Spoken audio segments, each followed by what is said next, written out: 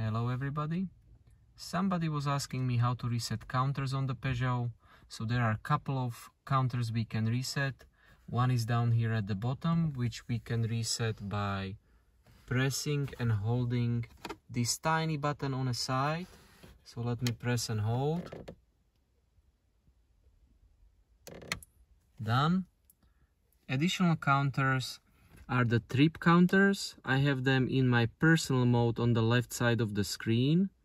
If you would like to know how to set up the screen in personal mode, have a look at my other video. But let's now reset this trip 1 counter, which we can reset by pressing and holding this button. So let's now do that. There we go. Now trip 1 has been reset. It's my long-term counter. Trip 2, I tend to reset each time I fuel my tank. And that's the current information while you are driving. That's the one I tend to keep on screen the most so that I can keep an eye on my consumption. Some people don't like to do that. I do enjoy it. Hope this helps. And if there is anything else you would like me to take a look at, let me know.